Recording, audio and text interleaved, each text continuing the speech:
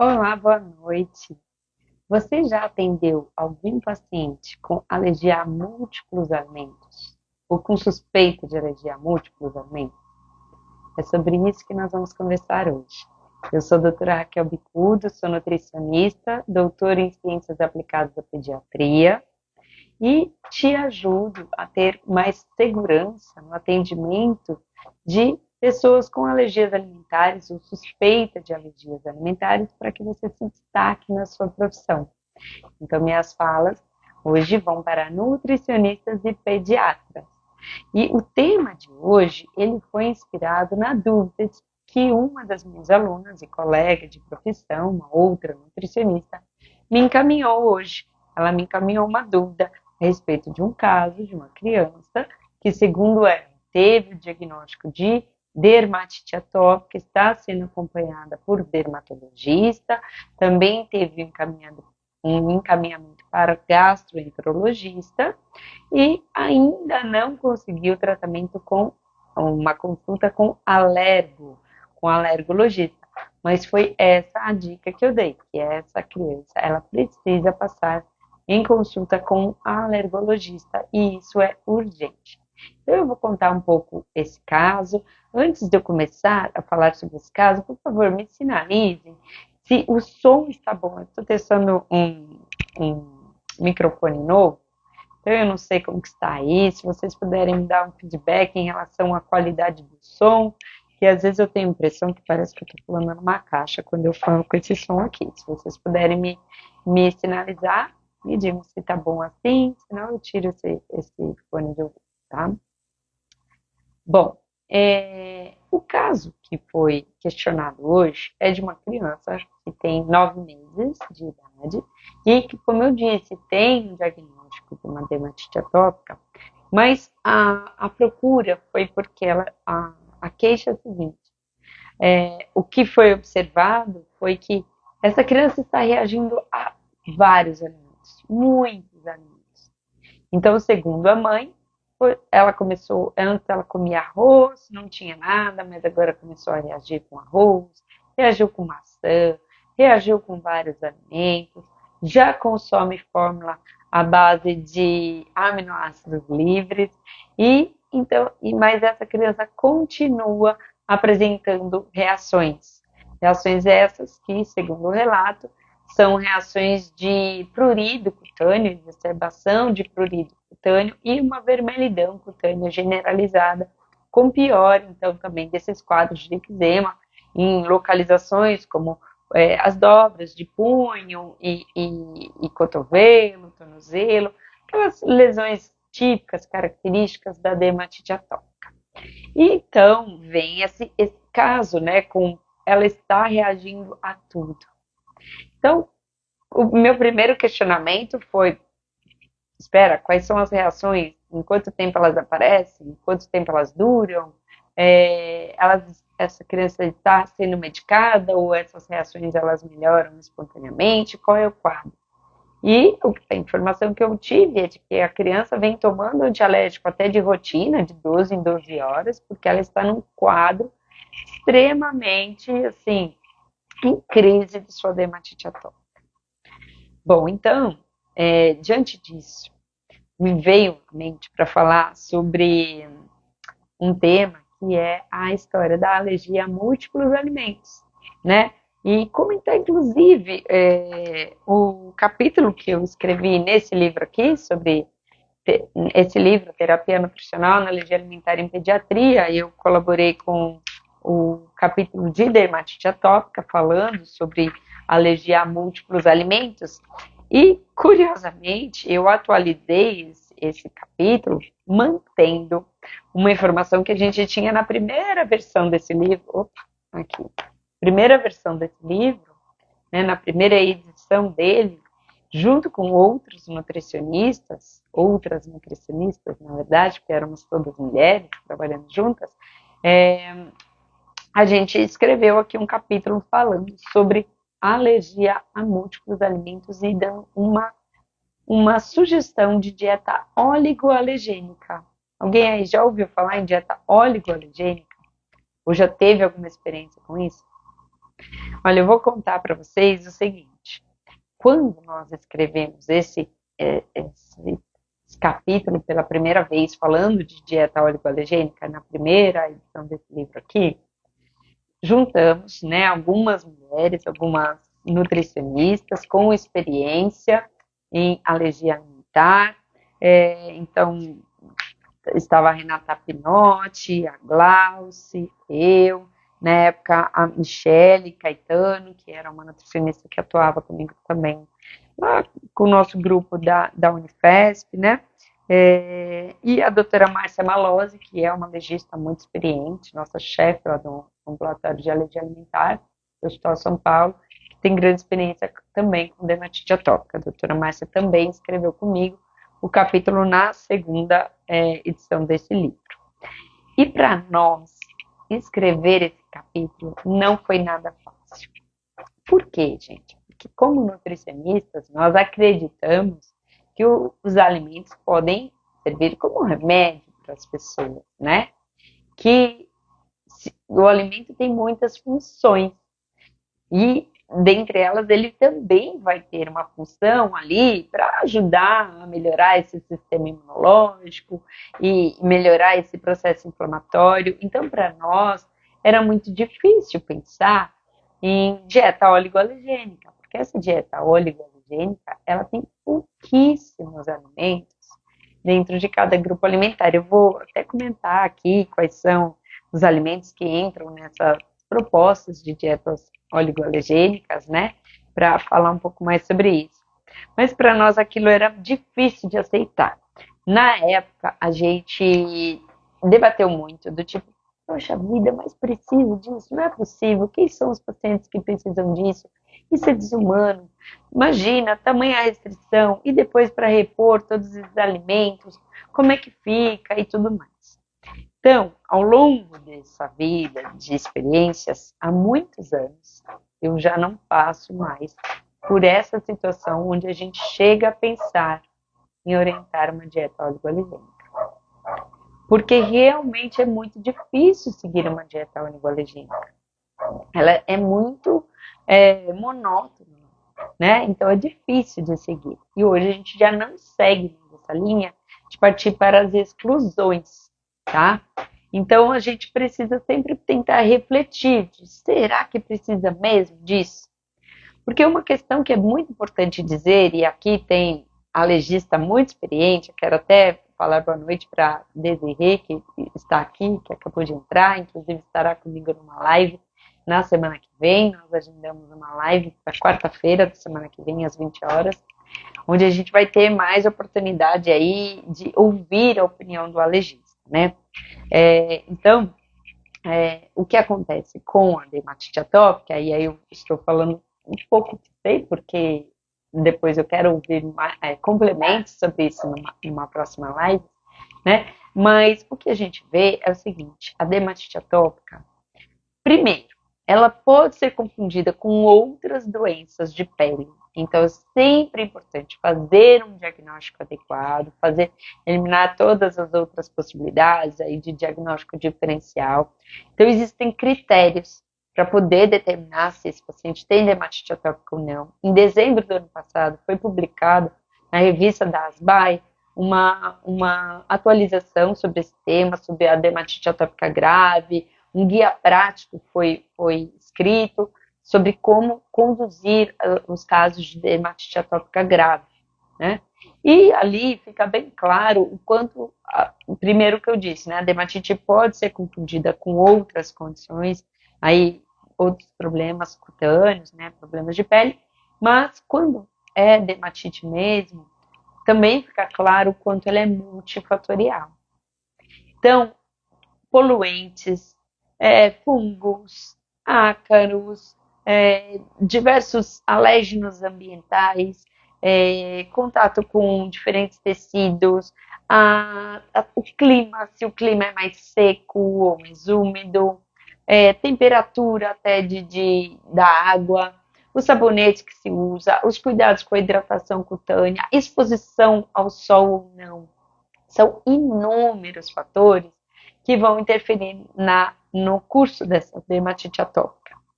Então, às vezes a gente tem situações como a dessa paciente que eu comecei a descrever no início da live, onde ela está em crise. E nessas situações de crise, o que é importante é a gente saber que a gente precisa trabalhar com um alergista experiente que vai ter condições de controlar essa crise, muitas vezes usando recursos ali medicamentosos. Então é importante deixar essa doença no seu estado, né, melhor ali, então no seu estado de remissão.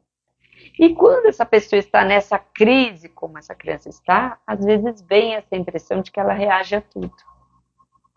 E aí é muito complicado, porque a gente começa a colocar toda a culpa de tudo que essa criança está apresentando de reações.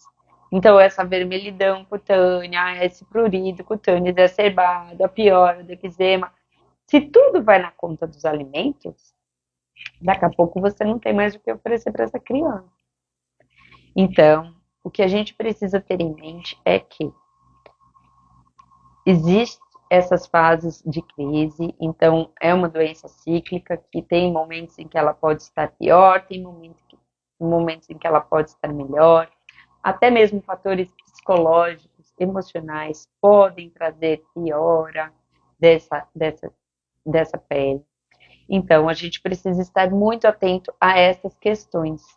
Então, nesse caso, por exemplo, chegaram e passaram, colocaram tudo na mão da nutricionista. Olha, agora resolva, você precisa ver quais são os alimentos envolvidos e orientar a dieta.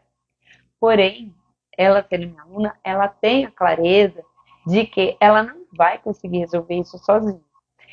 Essa criança conseguiu consulta com um alergista, mas a consulta vai demorar um pouco. Então, agora, enquanto não se consegue o controle disso tudo com um alergista, que vai saber medicar e que depois vai conseguir pesquisar quais são os fatores que realmente fazem essa pele dessa criança piorar, enquanto isso, talvez essa dieta oligoalergênica seja um recurso necessário. Então, por isso que eu quero conversar sobre ela. Antes de falar sobre ela, eu quero deixar bem claro que, às vezes, a dermatite atópica parece que envolve inúmeros alimentos, mas nem sempre isso se confirma. Então, existem vários caminhos para pesquisar quais são os alimentos realmente envolvidos naquilo e quais alimentos realmente precisam ser restringidos dessa dieta. Tá? Então, quando eu venho falando para ela, olha, vai lá no livro e dá uma olhadinha no nosso capítulo falando sobre as dietas oligoalergênicas, porque talvez seja esse recurso para este momento. Eu não estou dizendo que essa criança realmente reage a tudo, mas como ela está em crise e está sem assistência de um médico que vai poder acompanhar, não é momento da gente oferecer novidades para essa criança e é o momento da gente tentar segurar ali a situação que está ocorrendo. Então, eu não acho que essa criança esteja reagindo a possíveis traços industrializados presentes em polivitamínicos ou alimentos que essa criança esteja comendo. Eu não acho que seja isso. Talvez ela não tenha alergia a todos os alimentos que ela vem comendo, mas para o momento que ela está, parece que tudo causa reação. Então, eu vou falar agora, apresentar agora, essa dieta oligoalergênica. Vou comentar primeiro sobre algumas sugestões que a gente tem. Olha, para quem tem meu livro, tá na página 105 as sugestões que eu vou falar agora, tá? Então, quem tem, né? Esses dias, uma aluna minha, ela que também atua bastante na internet, ela falou assim, eu vou fazer uma live aula, ela falou, né? Então, hoje é live aula também, podem, até quem tem o livro, podem me acompanhar, página 105 nessa live aula. E aqui, então, a gente, nessa época, nós fizemos uma revisão de literatura, verificando aqui quais foram os alimentos sugeridos aqui por esses autores. Então, temos autores aqui americanos, autores alemães, enfim, tem algumas propostas aqui, tá? E aí, dentro dessas propostas, Aí, dizendo, está descrevendo tudo que estamos passando. É isso mesmo.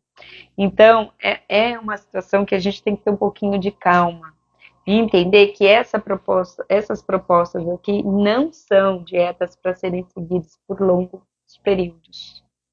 Elas são meio que uma emergência, né? Então, vai trabalhar ou com uma dieta alimentar, se for um caso de um bebezinho, de repente ficar à base de aminoácidos livres, ou no caso, como já é uma criança maior, de 9 meses, já consome alimentos sólidos, ou se fosse até um pouquinho acima de 9 meses, um pouco maior, talvez tivesse que usar esse recurso, que eu não gosto, mas pode ser necessário. Então vamos lá.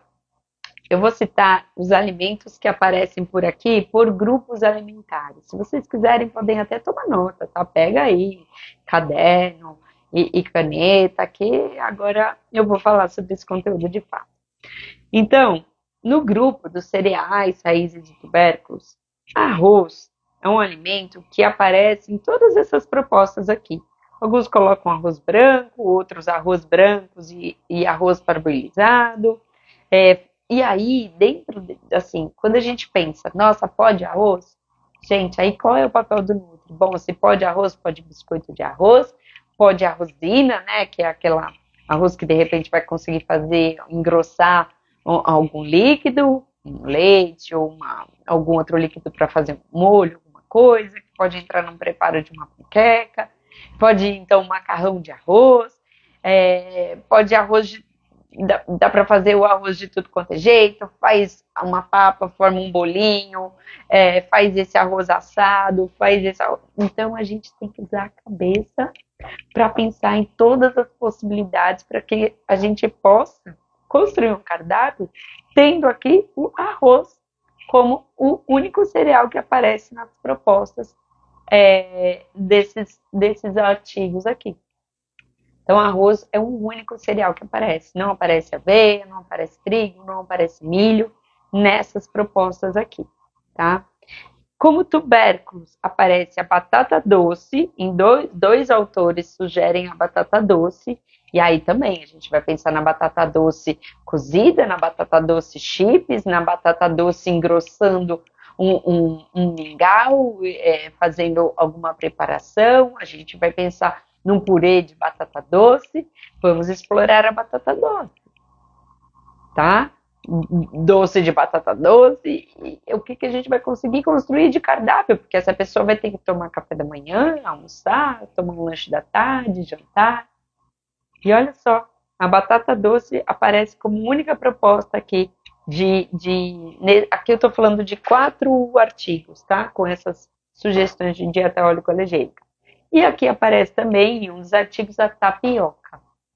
Bom, a tapioca aqui ela aparece, né? Porque às vezes tem pessoas que reagem à mandioca, mas não reagem à tapioca. Vendo isso aqui, a tapioca aqui, logo vem à nossa cabeça, poxa, será que não pode os polvilhos, então, à base de tapioca? E aí a gente conseguir fazer outras preparações, como, por exemplo, aquele falso pão de queijo, que é a base de polvilhos. Então pode o falso pão de queijo, pode a batata doce, dá para eu já fazer 2 sabores desse snack que vai poder entrar aí no café da manhã, no lanche da tarde.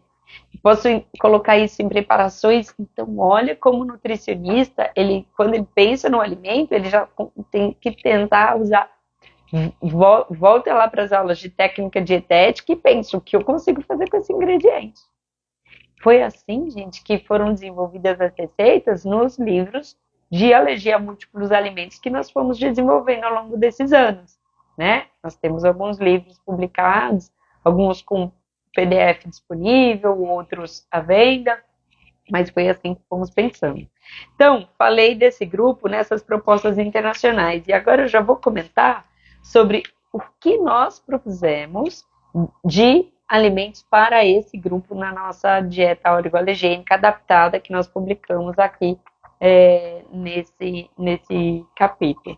Nós colocamos o arroz, então legal, mantivemos, e aí, como eu falei, tentando variar esse arroz, colocamos a batata doce, colocamos a batata inglesa também, a mandioca e o inhame. Sendo que a mandioca, a gente sabe que alguns pacientes podem reagir à mandioca, mas podem ser que eles tolerem os polvilhos ou a tapioca, que são alimentos mais processados. Então, em alguns casos da mandioca a gente não consegue liberar, mas a gente consegue liberar derivados de mandioca. E colocamos também o inhame. Então, é claro que essa é uma proposta um pouco mais ampliada, porque a gente vê a dificuldade que é manter uma dieta oligoalergênica, mas a gente precisa tentar pensar nessas possibilidades de ampliação de cardápio, individualizando, é claro, tá? Bom, eu quero, antes de falar dos outros grupos alimentares, quero parar aqui até para fazer ler o comentário aqui da Luciana Max, que falou parabéns para vocês, mulheres, para todas as mulheres lindas. E eu também quero dizer meu parabéns para as mulheres, né? Eu estou aqui comentando sobre um capítulo que foi escrito só por mulheres. Acho que nesse livro aqui a gente só tem o Dr. Disseu como homem, são inúmeras mulheres escrevendo esse livro. Eu tenho outros também, que só com mulheres. Eu que fiz técnico em nutrição, estudei nutrição na faculdade, sempre trabalhei com nutrição, dando aula de nutrição. O meu universo sempre foi ali muito mais cercado de mulheres, né? E eu sou muito grata a todas essas mulheres que fazem parte da minha vida, com quem eu consigo ter aí boas parcerias para que a gente possa fazer a nossa diferença no mundo, né? Levando o nosso amor em forma de trabalho. Então, parabéns a vocês, todas as mulheres, né? E obrigada por sempre acreditarem no potencial de vocês. Então, aqui a Lorena comentou, e se reagir a carotenoides, no caso da batata doce? Bom, existem diferentes batatas doces aí, né? A gente tem alguns tipos de batata doce. Então, é sempre importante testar, porque não necessariamente porque reagiu a uma cenoura, a gente deve generalizar e tirar tudo aquilo que tem cor do cardápio. E pensar também que existem os diferentes tipos de batata doce, então podem ser testados aí os diferentes tipos, tá? E caso reaja à batata doce, você vai tentar outros tubérculos, tá? Mandioquinha é um que a gente acabou não incluindo justamente por conta disso, porque a gente percebe nessas propostas de dietas oligoalergênicas, muitas vezes eles fazem uma dieta um pouco mais clara também, né? Não tem muita relação com dermatite atópica, que é o que eu estou dizendo, mas vem uma proposta, às vezes, para dietas com outros problemas, que seriam, por exemplo, aquelas gastroenterites, com infiltrados eosinofílicos, tá? Bom, aí, então, a gente percebe o quão limitadas são, né, essas dietas oligoalergênicas, mas essa seria uma das propostas, tá? Aí, o que eles trazem aqui dentro do grupo das hortaliças? Dentro do grupo das hortaliças, e aí eu vou falar de verduras e legumes, quando eu falo aqui em hortaliças, olha só que curioso, né? Houve agora esse comentário sobre os carotenoides, mas um dos autores ele coloca alface, aspargos, é um autor americano, e a gente sabe que o consumo de aspargos é mais comum nos Estados Unidos, né? Ele coloca alface, aspargos, e curiosamente, olha isso, beterraba e cenoura. Esse autor coloca. Aí um outro coloca alface, brócolis, aspargos e espinafre. O outro põe 2 vegetais apenas, couve-flor, 2 não, são 3 vegetais, ele coloca aqui couve-flor, brócolis e pepino. Na verdade, ele pede para escolher 2 dentre esses. O outro couve-flor, brócolis e pepino também. Aí a gente fica se perguntando se isso tem lógica, se não tem lógica. Por fim, na nossa proposta aqui, brasileira, foi criada ali muito empiricamente, à base de muita discussão, nós propusemos alface, brócolis, couve-flor e cenoura. Mas, como foi colocado, se o paciente reage a alimentos que têm mais beta-caroteno, aí a cenoura acaba não entrando nesse pacote. tá? Mas eu acredito que esse pepino, que alguns colocam aqui, venha por conta dele ser mais claro também. E precisa colocar alguma verdura verde escura, né? Porque senão vai ficar muito pobre essa dieta. Por isso que pensaram aqui no brócolis, tem artigo aqui falando de espinafre, mas também artigo americano, porque lá nos Estados Unidos às vezes a gente acha mais espinafre do que alface ali na seção de saladas, né? Então essa é a proposta. E para por aí, gente, porque é uma dieta oligoalergênica. Eles colocam o mínimo de alimentos possíveis, tá? O mínimo possível de alimento, né? Frutas. As frutas. Tem um autor aqui, olha, que ele coloca algumas frutas e nos outros vem uma só e tem um outro que nem frutas coloca. Olha só. Esse que coloca mais frutas, ele põe a maçã, pera, pêssego, amora, curiosamente, porque é uma fruta vermelha, né, comum nos Estados Unidos, abacaxi, porém enlatado, e damasco enlatado, faz um pouco mais amplo. O outro aqui é só maçã cozida, o outro pera e banana. Na nossa, nós pusemos maçã, pera e banana. Só. Maçã, pera e banana. Lembrando que essa dieta, às vezes, ela é orientada para esses casos que eu estou comentando aqui, como esse que está com essa dermatite totalmente descontrolada, mas tem casos também com questões gastrointestinais, por isso essa proposta também de alimentos que tenham uma digestão um pouco mais facilitada, tá? Então, essas são as frutas que entram aqui como nessa proposta. Carnes, olha que curioso. Um autor põe cordeiro e frango, o outro cordeiro e peru, o outro cordeiro e peru. Bom, cordeiro e peru não são alimentos tão facilmente encontrados aqui no nosso país, pelo menos não é tão fácil assim. E se a gente for pensar também, a gente acha mais peru no Natal, né? E olhe lá. Então nós fizemos uma adaptação aqui e nós incluímos o frango. Se possível, um frango orgânico, mas o frango, cordeiro e peru. Nós repetimos o cordeiro e peru e colocamos o frango, tá? Essa de carnes. Não tem nenhum tipo de leguminosa, então nenhum feijão fazendo parte. Óleos, os autores, a maioria, liberam azeite de oliva, óleo de girassol e creme vegetal sem leite, óleos vegetais refinados e creme vegetal sem leite. Nós colocamos óleos refinados e creme vegetal sem leite. Foi isso que nós colocamos. Porque a gente sempre tem que pensar que nem todo mundo vai conseguir usar apenas azeite de oliva. Se forem pessoas de baixa renda, não vão ter acesso para cozinhar o tempo inteiro com azeite de oliva. Pensar que essa dieta vai ser seguida aí por cerca de umas 2 semanas até essa crise começar a melhorar e os médicos acertarem aí a dose de medicação para deixar essa pessoa num nível melhor e depois ir começando a ampliar a dieta quando essa crise estiver mais controlada, tá? Temperos, sal fica liberado, açúcar fica liberado, mel, vinagre, isso é o que aparece na maioria aqui, e nós liberamos então o sal, o açúcar e o vinagre também, tá? E de bebidas, geralmente liberam água e chá de ervas, tá? Então nós liberamos água, chá de camomila, erva doce, cidreira e hortelã, e é isso. Só isso. Assusta, né?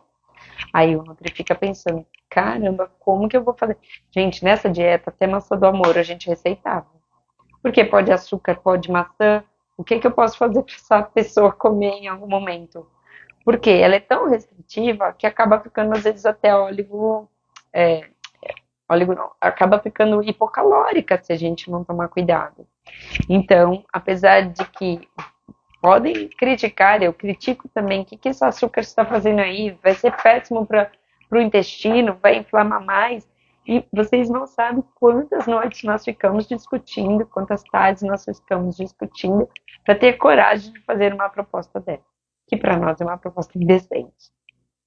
Como nutricionistas, parece quase inadmissível propor que um paciente siga algo assim. Já passei por situações em que isso foi necessário. hoje a gente evita ao máximo.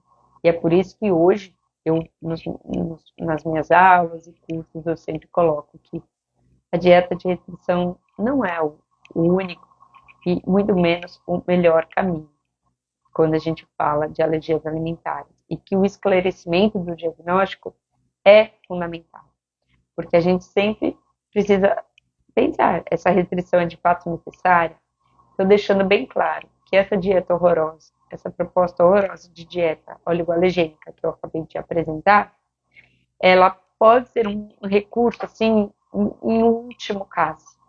Em situações como essa, onde o paciente vai passar com um alergista, ainda não passou, não tem nenhuma medicação ainda para controlar essa crise, não sabe quais são os fatores de fato que estão fazendo com que essa pele piore, e as pessoas estão achando que essa criança tem alergia a múltiplos alimentos. E eu disse, ela não tem alergia a todos esses alimentos, eu tenho absoluta certeza.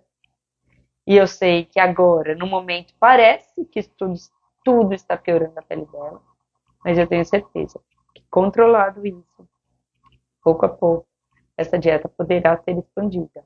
Então, por isso que esses pacientes, eles não são tratados em uma única consulta, é preciso um acompanhamento, né, a longo prazo, e eu tenho certeza que não dá para determinar que ele é um alérgico múltiplo.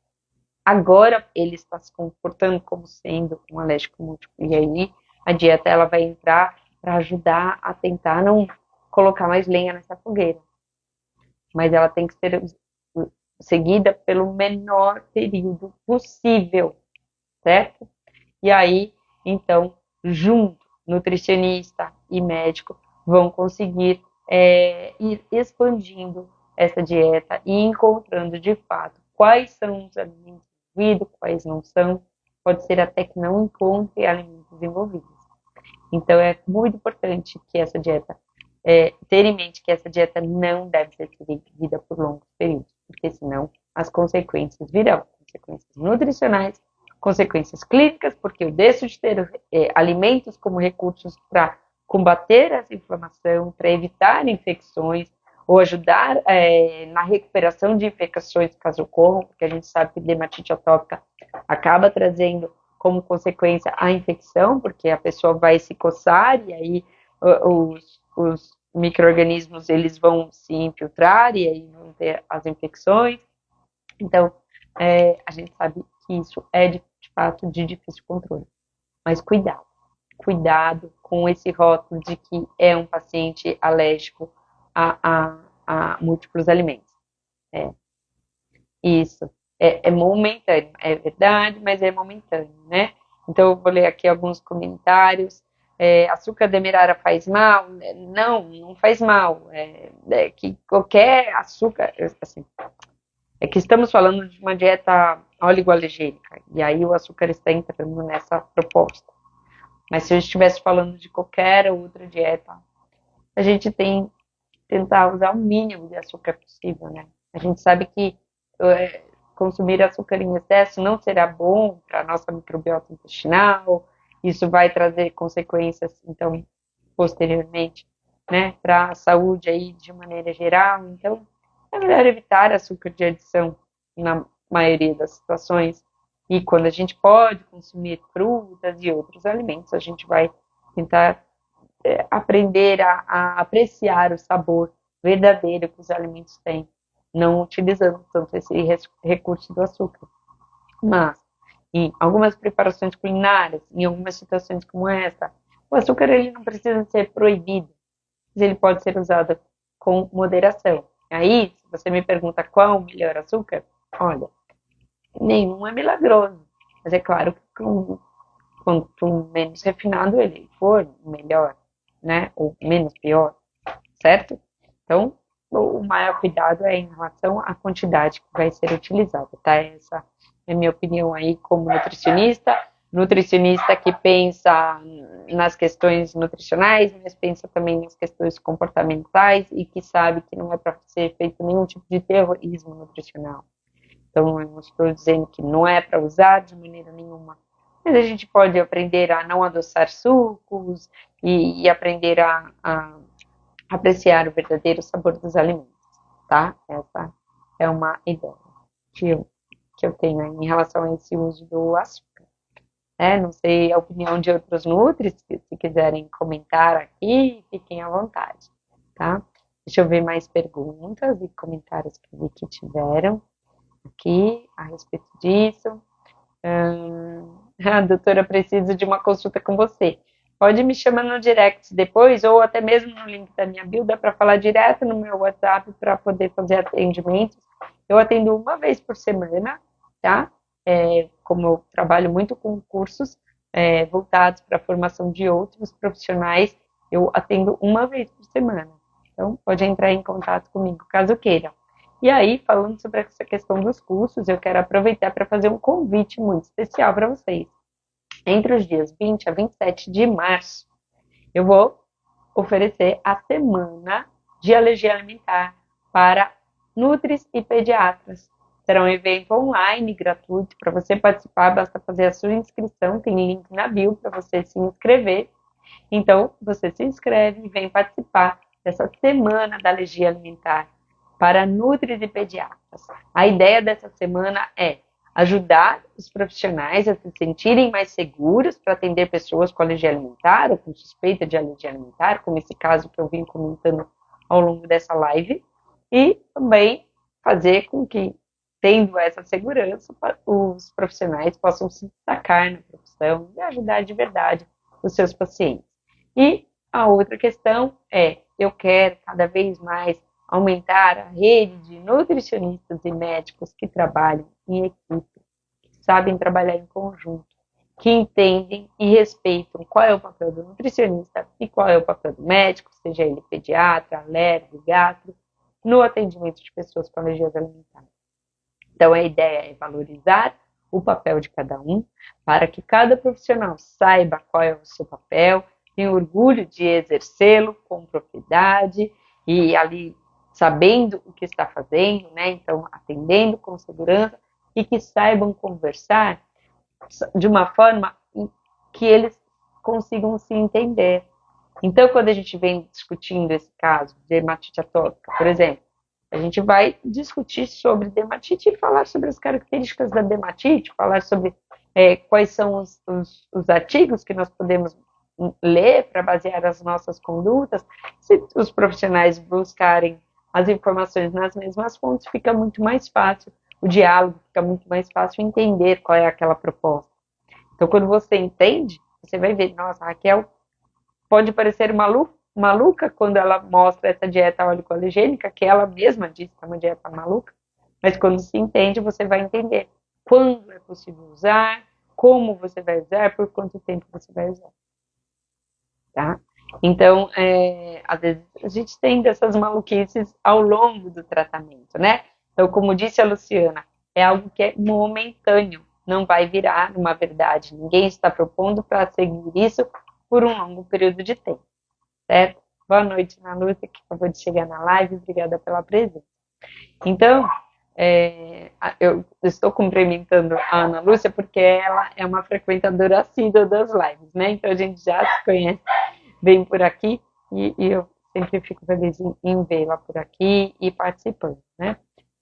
Então, agradeço pela participação de vocês, interação aí ao longo dessa live. Espero que ela tenha contribuído e trazido aí algum esclarecimento ou tenha plantado alguma sementinha da dúvida. Porque nem sempre a gente esclarece, mas quando a gente coloca uma sementinha da dúvida e a pessoa fica ali aguçada para querer desvendar essa dúvida, esclarecer essa dúvida, é um bom convite para que ela estude mais aquele assunto. E estudando, ela vai se capacitar e aí ela vai dominar aquele assunto, vai conseguir ajudar mais e mais pessoas através daquele conhecimento. Então é esse o convite. Espero ter ou esclarecido uma dúvida ou plantado uma nova sementinha na cabeça de vocês aí que acompanharam essa live. Faço mais uma vez o convite para virem acompanhando as lives que eu vou fazer ao longo dessa e da próxima semana. Eu costumo fazer as minhas lives às 20 horas, mas caso eu mude o horário, eu vou avisar nos stories com antecedência e continuem acompanhando, porque a ideia é fazer de fato esse aquecimento para a nossa semana da alergia alimentar para nutris e pediatras. Faça o seu link para você participar e avise colegas e que você conheça, ou até mesmo, não sei se nutre de seu filho, da sua filha, um pediatra, o alergo, o gastro, porque nós temos muitos pediatras, alergos e gastros atendendo pessoas com alergia alimentar, mas sem estudar de fato esse assunto com propriedade. Então, é uma boa dica. Se você conhece um pediatra, um alergo, um gastro, encaminha para ele a proposta de participar dessas lives ao longo dessa semana, encaminha para ele a ideia de que teremos uma semana aí gratuita para falar sobre alergia alimentar com os profissionais da área da saúde. Tá certo? Então fica aqui o meu convite, mais uma vez meu agradecimento pela sua participação e nos vemos numa próxima live.